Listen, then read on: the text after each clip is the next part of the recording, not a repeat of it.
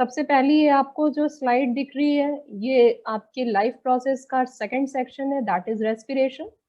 इस रेस्पिरेशन में definition, steps and types of respiration, ये 3 सब टॉपिक्स हम लोग डिस्कस करेंगे। तो सबसे पहले अब आप लोग मुझे बताएंगे, इनकी नेक्स्ट स्लाइड हो गई डिफिनीशन, तो मैं इसको पहले हटा लेती हूँ और आप मुझे बताइए आप में से कौन बच्चा रेस्पिरेशन को डिफाइन करेगा। माइक आपकी ऑन है, आप अपनी माइक अपने को अनम्यूट करिए और रेस्पिरेशन को डिफाइन करिए। Yes, start. Oxidation of glucose in presence of oxygen. Very good. बेटा आप अपना नाम भी बता दें। Ma'am Kirti Yaduvanshi. Kirti, very good. Yes, Vaishnavi. Ma'am, oxidation of glucose in presence of oxygen. Very good. Anyone else? Alok?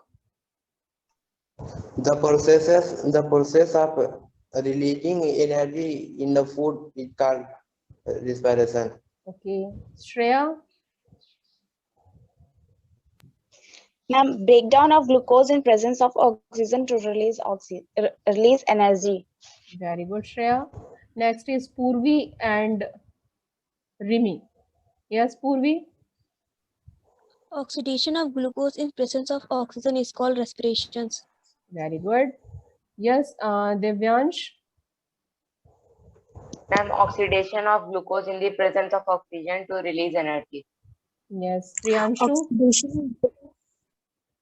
Ma'am, oxidation of glucose in presence of oxygen to release energy. It is called a respiration.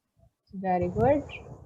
Yes, now we move on the next slide. Rimi beta, yes, explain. Oxidation of glucose in presence of CO2 is called a respiration. Okay.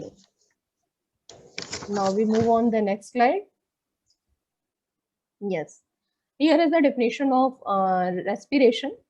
Breakdown of glucose in presence of oxygen to release energy is called respiration. What is the difference between, yes, Vaishnavi? Ma'am, I have written oxidation of glucose in presence of O2. So ma'am, it is wrong or correct? I have written it is correct, beta. It is correct. Okay, oxidation और breakdown of glucose in presence of oxygen. जब कोई भी चीजें oxygen की presence में break करती हैं तो उसको ऑक्सीडेशन ही कहते हैं। ओके बेटा, तो वो चीज आपकी सही थी बाबू। इसके बाद आप लोगों ने रिएक्शन लिखा था और फिर हम लोगों ने लिखा था प्रोकैरियोट्स में 38 एटीपी एनर्जी रिलीज होती है और यूकैरियोट में 36 एटीपी एनर्जी रिलीज होती है। अब आप में से मुझे कौन बताएगा कि ये 2 एटीपी का डिफरेंस क्यों है प्रो और यूकैरियोट्स में? क्यों ये 2 एटीपी का डिफरेंस आ रहा है? यस, दिव्यांश बताएं बेटा। Ma'am, in prokaryote there are multicellular organisms, blue-green algae, and for which examples are Anabina and Nonstock. They release 38 ATP. Very good, very good. चलिए, now move on next slide. Yes, that is types of respiration. 2 type of respiration process occur, that is aerobic and anaerobic. चलिए अब फिर से start करिए। Aerobic anaerobic में difference बताइए। Yes, Shivam, पूर्वी, प्रियांशु, दिव्यांश, 4 बच्चों ने हैंड रेस किया हुआ है। Yes, 7, very good. Yes, ma'am. Can I start? Yes, start. Ma'am, breakdown of glucose by the process of glycolysis in presence of oxygen is called aerobic respiration. In anaerobic respiration, without any presence of oxygen, the glucose is breaking down due to the process of glycolysis. Okay, next, Divyansh. Ma'am, we have to tell difference also. Okay, Vaishnavi. Between them. Yes. Ma'am, in aerobic respiration 38 or 36 ATP is released. Ma'am, in anaerobic respiration 2 ATP is released. Okay, next is Vaishnavi. Ma'am, in Aerobic respiration, it occur in mitochondria. In anaerobic, it occur in yeast and muscles. Very good, very good. तो And total the आप yes Alok. ma'am, in product of aerobic respiration is CO2 and H2O, and the in product of anaerobic is lactic acid and ethyl alcohol. Very good. तो total आप लोगों ने यहाँ पे 3 difference पढ़े. Compile करके कोई एक बच्चा तीनों डिफरेंस बोलेगा कि तीनों डिफरेंस एक साथ बोल दे. यस स्टार्ट करिए कोई भी. It occur aerobic respiration. It occurs in mitochondria. कॉन्ड्रिया. Anaerobic it occurs in yeast muscles. Aerobic respiration, it release 36 or 38 ATP energy. Anaerobic respiration, it release 2 ATP energy. Aerobic respiration is carbon dioxide plus water. Aerobic and is lactic acid. Very good, very good. चलिए अब हम लोग आते हैं next slide पे. 1 minute.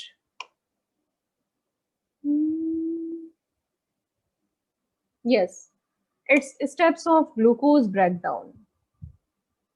आप सबको पता है कि ग्लूकोज ब्रेकडाउन में 3 स्टेप्स इन्वॉल्व होते हैं. 1 for aerobic respiration and 2 for anaerobic respiration. तो कौन सा बच्चा इसको एक्सप्लेन करेगा, इस ब्रेकडाउन को? आपके सामने स्क्रीन पे ये शो हो रहा है, आप एक्सप्लेन करिए. आपका काम है एक्सप्लेन करना. करिए. कौन सा बच्चा एक्सप्लेन करेगा इस 3 स्टेप्स ऑफ ग्लूकोज ब्रेकडाउन को? कोई करेगा या मैं करूं? मैम मैं करूँगी. यस जरूर करें. मैम ग्लूकोज जो होता है वो साइटोप्लाज्म में पायरुविक एसिड में चेंज होता है. जो इंटरमीडिएट कंपाउंड रहता है उसमें 3 स्टेप आते हैं. Absent of oxygen, present of oxygen और लैक ऑफ ऑक्सीजन में. प्रेजेंट ऑफ ऑक्सीजन में oxygen plus H2O plus 36 ATP release होता है. ये माइटोकॉन्ड्रिया में रहता है. एब्सेंट ऑफ CO2 में alcohol plus CO2 plus energy release होता है जो ईस्ट में होता है. और लैक ऑफ ऑक्सीजन में lactic acid plus H2O plus 2 ATP release होता है जो मसल सेल में होता है. Very good, very good. तो एक बच्चा कोई अभी दिख रहा है मुझे वेटिंग रूम में. चलिए, ग्लूकोज 6 कार्बन मॉलिक्यूल्स होता है क्योंकि उसको फॉर्मूला क्या होता है बेटा? What is the formula of glucose? C6H12O6. C6H12O6. इसीलिए वहां पे वेरी गुड. इसीलिए उसका फॉर्मूला में नीचे क्या लिखा है? ग्लूकोज के नीचे 6 कार्बन मॉलिक्यूल. ये 2 मॉलिक्यूल पाइरुवेट में कन्वर्ट करता है क्योंकि पाइरुवेट के एक मॉलिक्यूल में 3 कार्बन मॉलिक्यूल्स होते हैं. ठीक, इस प्रोसेस को कहते हैं ग्लाइकोलिसिस. और ये प्रोसेस कहाँ परफॉर्म हो रही है? साइटोप्लाज्म के अंदर. ओके. अब ये पाइरुवेट डिसाइड करता है कि either the respiration is aerobic or anaerobic. If respiration is aerobic, then this process is called Krebs cycle or aerobic respiration. This process is completely oxidized pyruvate or pyruvic acid. And if pyruvate is completely oxidized, then it gives carbon dioxide, water and maximum energy, that is 36 ATP energy. Okay. Next 2 is anaerobic respiration. Okay. First one is lack of oxygen. Lack of oxygen means जितनी amount oxygen की चाहिए इनको oxidise करने के लिए उतनी amount नहीं है. जब हम हैवी एक्सरसाइज करते हैं तो उस समय हमारे बॉडी के अंदर ऑक्सीजन की सप्लाई कम होती है और उस समय मसल्स रेस्पिरेशन कर देती है, साइटोप्लाज्म से पायरुविक एसिड को निकाल के ये ब्रेक करती है, लेकिन ये एक दूसरा कंपाउंड बना देती है, दैट इज लैक्टिक एसिड, और उसकी वजह से 2 ATP एनर्जी तो मिलती है लेकिन हमारी मसल्स क्रैम्प्स कर जाती है। ओके, नेक्स्ट एनारोबिक रेस्पिरेशन की प्रोसेस जो ईस्ट में होती है, इस प्रोसेस को फर्मेंटेशन भी कहते हैं। और जब ईस्ट में फर्मेंटेशन की प्रोसेस करवाते हैं या ईस्ट फर्मेंटेशन की प्रोसेस करवाते हैं तो ये एथिल अल्कोहल रिलीज करते हैं, और एथिल अल्कोहल फर्मेंटेशन की प्रोसेस होती है और यहाँ पे भी 2 ATP एनर्जी रिलीज हो रही है, लेकिन जब फर्मेंटेशन की प्रोसेस होती है तो कार्बन डाइऑक्साइड रिलीज करती है, और जब लैक्टिक एसिड फॉर्मेशन होता है हमारे बॉडी में तब कार्बन डाइऑक्साइड रिलीज नहीं करती। तो ये डिफरेंस होता है एनारोबिक रेस्पिरेशन में। ओके, चलिए अब हम लोग नेक्स्ट आ गए रेस्पिरेशन इन प्लांट्स।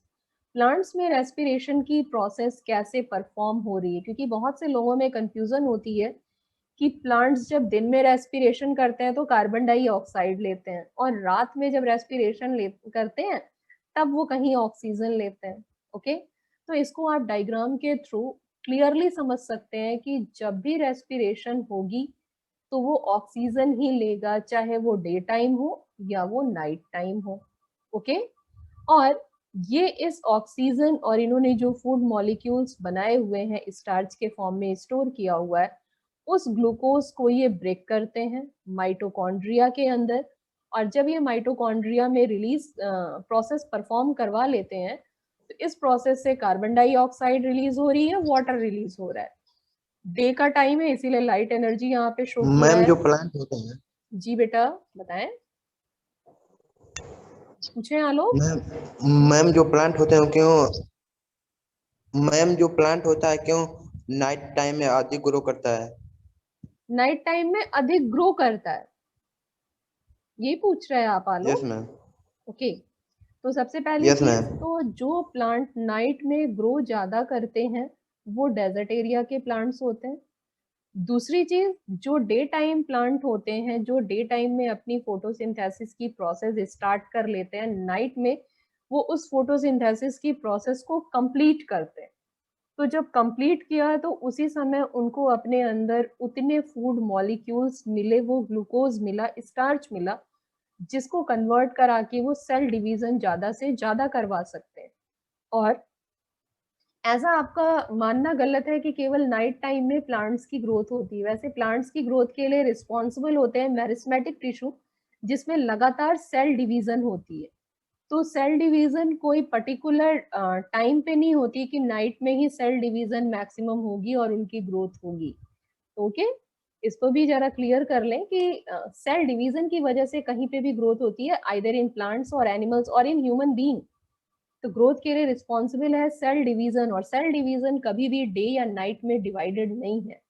ओके, जब भी सेल मैच्योर हो जाएगी वो अपना डिवीजन स्टार्ट कर देती है। ओके आलोक, तो नेक्स्ट टॉपिक आता Yes, है, ma'am. ठीक मेरा बेटा, नेक्स्ट टॉपिक आ गया respiration in different animal and respiratory organ और ऑर्गेनल ऑफ एनिमल्स। ओके, तो ये एक कंप्लीट स्लाइड है जिसमें आपको डिफरेंट एनिमल्स ऑर्गेनिज्म दिख रहे हैं और उनके ये रिस्पायरेटरी ऑर्गन्स दिख रहे हैं। वैसे जैसे यहाँ पे बैक्टीरिया का नाम लिखा हुआ है, प्रोटिस्टा का नाम लिखा है, प्रोटिस्टा मीन्स अमीबा वगैरह, तो जो बैक्टीरियाज होते हैं उनके पास मीजोजोम होता है रेस्पिरेशन के लिए। ओके, क्योंकि वहां पे माइटोकॉन्ड्रिया अब्सेंट होती है। इसी तरह ठीक यहाँ पे प्लेटीहेल्मिन्थेस में लिखा है, ये टोटली वॉर्म्स की कैटेगरी है, और जितने भी आपको बताया था कि पैरासाइट्स होते हैं वो डिजीज कॉजिंग होते हैं। तो जैसे प्लेटीहेल्मिन्थेस ग्रुप है, निमेटोडा ग्रुप है, एनालिडा ग्रुप है, ये सारे डिजीज कॉजिंग होते हैं। ओके, और यहाँ पे एनाएरोबिक रेस्पिरेशन लिखा है, मतलब ये बिना ऑक्सीजन के रेस्पिरेशन कर रहे हैं। ओके, नेक्स्ट हम लोग आगे बढ़ते हैं अगली स्लाइड पे। अगले इनके बाकी के पार्ट्स हैं ऑर्गेनिज्म के जो बचे रह गए थे। फिर आता है रिस्पायरेटरी सिस्टम। ओके, कल हम लोगों ने डिस्कस किया था यहाँ पे जब हम लोग पढ़ रहे थे इस टॉपिक को, तो हमने आपको बोला था कि ये जो फेरिंग्स की एरिया शो कर रहा है, 1 मिनट, ये फेरिंग्स की जो एरिया शो कर रहा है, यहाँ पे होता है वॉइस बॉक्स, है ना। वॉइस बॉक्स में और कौन से अलग से पार्ट्स होते हैं बेटा, आपको याद आ रही है कल की क्लास? वैष्णवी, वॉइस बॉक्स में हम लोगों ने कौन कौन से और पार्ट्स को स्टडी किया था कल? ग्लोटिस और इपोग्लोटिस। वेरी गुड मैम आलोक। वोकल हाँ Priyanshu? Ma'am, Vocal cord. vocal cord, epiglottis and glottis and लैरिंग्स। yes, ma'am, larynx. लैरिंग्स is also called voice box. तो हम लोग, अच्छा, what is the function of epiglottis? What is the function of epiglottis? Epiglottis का function क्या होता है बेटा?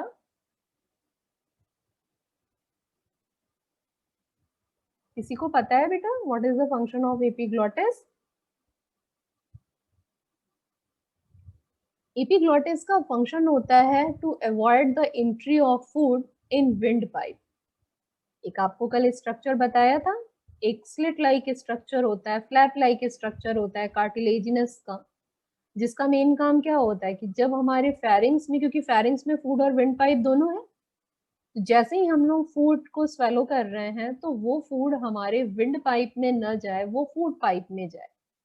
इसके लिए एपिग्लॉटिस ग्लॉटिस को कवर कर देता है ताकि वो फूड केवल फूड पाइप में एंटर करे। ओके, अब इसके बाद functional unit of respiratory system कौन है बेटा?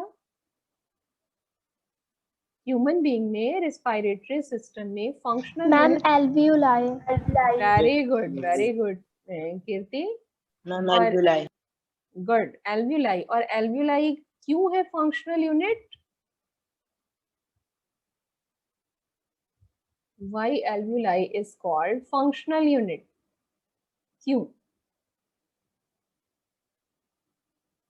क्योंकि एल्व्यूलाई ब्लड कैपिलरी से कनेक्टेड है। मेन ये सारे के सारे जो पार्ट्स शो हो रहे हैं ये केवल एक पाथवे शो कर रहे हैं, और इस पाथवे के थ्रू जब ऑक्सीजन या कार्बन डाइऑक्साइड, क्योंकि कार्बन डाइऑक्साइड यहाँ से बाहर जाएगी, तो ये जो एल्व्यूलाई बैलून शेप्ड स्ट्रक्चर दिखते हैं ये कनेक्टेड होते हैं कैपिलरी से, और यही डायरेक्टली हमारे ब्लड में मिला देते हैं, और ब्लड फिर उसको वहां पहुंचा देता है जहां से ये अपनी रेस्पिरेशन की प्रोसेस को परफॉर्म करवा सकते हैं। ओके, कल हम लोगों ने डिस्कस किया था ट्रैकिया के बारे में। ट्रैकिया में कितनी वर्टिब्रल बोन्स होती हैं बेटा? Ma'am, 7. 7। और जो फर्स्ट वर्टिब्रल बोन होती है उसका नाम क्या था? Yes, bone. Atlas. Yes, bone be called as atlas bone. Very good, S1 और एटलस बोन। और सेकंड वाली जो कार्टिलेजिनस रिंग थी यहाँ ट्रैकिया की No vertebral bone. No bone. bone. क्योंकि की No वजह bone. से हम लेफ्ट राइट मूव करते हैं अपने हेड को, और किसी भी चीजों के लिए नो में आंसर करते हैं। चलिए, अब आता है एक लास्ट टॉपिक इस रेस्पिरेशन में, that is inhalation and exhalation. इनका मतलब होता है एंट्री। तो किसकी एंट्री हो रही होगी? ऑक्सीजन की एंट्री हो रही होगी। एक्सहेलेशन मतलब रिमूवल, तो रिमूव क्या कर रहे हैं? Carbon dioxide. और इस प्रोसेस में, गौरव बेटा आप क्या कर रहे हो इस प्रोसेस में? क्या किया गलती से चल गया। कोई बात नहीं, चलिए ठीक है। तो ये जो इनहेलेशन और एक्सहेलेशन की प्रोसेस है, इसमें ये शो कर रहा है कि जो हमारे रिस्पायरेटरी ऑर्गन थे उसमें कहाँ पे क्या चेंज आ रहा है। ठीक है, इनहेलेशन मतलब वो हमारी ब्रीदिंग की जो प्रोसेस चल रही है, ये ब्रीदिंग के 2 स्टेप्स होते हैं, इनहेलेशन और एक्सहेलेशन। उस समय हमारे रिस्पायरेटरी सिस्टम में क्या क्या चेंज आ रहा है। तो आपको कल बताया था कि डायफ्राम क्या होता है बेटा और कहाँ प्रेजेंट होता है? डायफ्राम के लिए कल इनहेल में मैम डायफ्राम डाउन में आता है, और एक्सहेल में मैम डायफ्राम अपवर्ड मूव करता है। Very good, very good. Inhale में वो इन करता है, कॉन्ट्रैक्ट कर रहा है, फ्लैट हो जा रहा है। और जब हम डायफ्राम को रिलैक्स कर रहे हैं तो ये डोम शेप में कन्वर्ट हो जाता है और एयर को इजीली ये बाहर कर देता है। कौन सी एयर को? Carbon dioxide rich air. ठीक। तो उसी मैम इस कंडीशन में जो लंग्स होता है उस पे कुछ प्रेशर पड़ता है कि नहीं पड़ता है? सब पे आएगा, देखो अभी सबका नाम आएगा बाबू। ठीक है आलोक। Next Yes, ma'am. देखो सेकंड नंबर पे आ रहा है कि अब चेस्ट कैविटी पे क्या इफेक्ट होता है। तो जब हम ब्रीथ इन कर रहे हैं, ऑक्सीजन को इनहेल कर रहे हैं, उस समय चेस्ट कैविटी का वॉल्यूम इंक्रीज करता है ताकि हम एक्सेस ऑक्सीजन ले सकें। ठीक। और जब हम एक्सहेल कर रहे हैं, ब्रीथ आउट कर रहे हैं, तो चेस्ट कैविटी का वॉल्यूम डिक्रीज कर रहा है, थोड़ा सा कॉन्ट्रैक्ट हो जाता है ताकि इजिली वो गैसेस बाहर निकल सके। लंग्स एक्सपेंड करता है इनहेल के टाइम में, एरिया बड़ी होगी तो ज्यादा से ज्यादा ऑक्सीजन इन आएगी, और एक्सहेल करना है तो लंग्स कॉन्ट्रैक्ट करता है, कॉन्ट्रैक्ट करना ताकि वो इजिली बाहर जा सके। और जब ये इतनी प्रोसेस होगी तो एयर फ्लोज इनटू लंग्स, तब इजिली वहां पे लंग्स में ऑक्सीजन एंटर करेगी। और इतनी जब प्रोसेस हुई एक्सेलेशन के लिए, तब जाके जो हमारी कार्बन डाइऑक्साइड है जो रेस्पिरेशन की वजह से बनी है, वो वहां से रिलीज करती है। अब इसको एक डायग्राम के थ्रू आप समझ लो।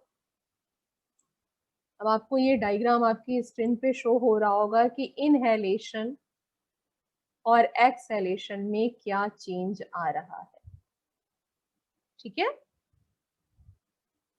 तो ये आप देखो, ये इनहेलेशन वाली प्रोसेस यहाँ पे शो कर रहा है और ये एक्सहेलेशन। अच्छा ये बताओ, ये सब जो वाइट वाइट ये बने हुए स्ट्रिप्स हैं, ये क्या है? Ribs cage. Very good. Rib cage. Rib cage. Very good, it's rib cage. और नीचे की जो 3 होती हैं उनको फ्लोटिंग रिब्स कहा जाता है।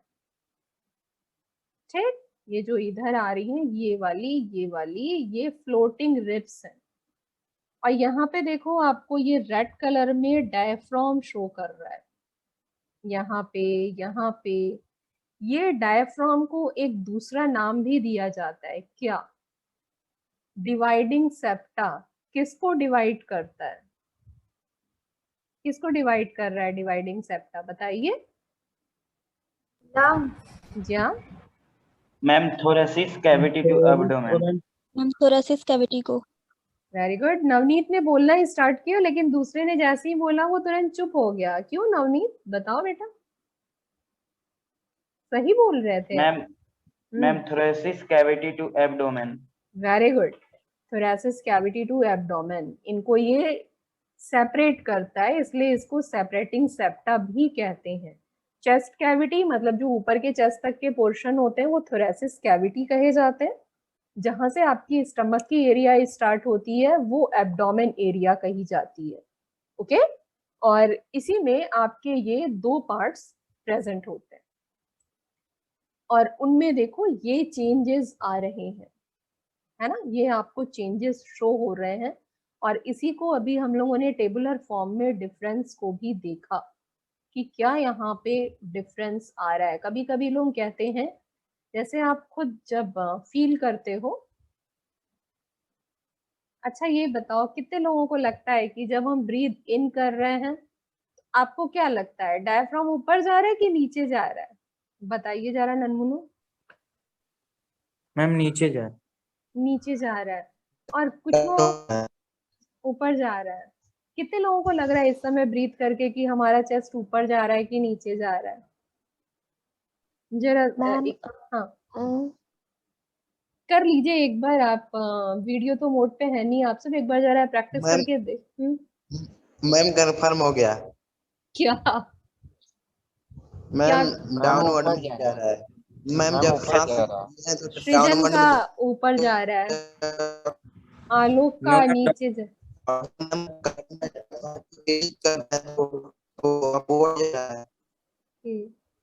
तो ननमुनो आपको ऐसा इसलिए फील होता है कि जब हम ब्रीथ कर रहे हैं तो डायफ्राम ऊपर जा रहा है, ऐसा होता नहीं है।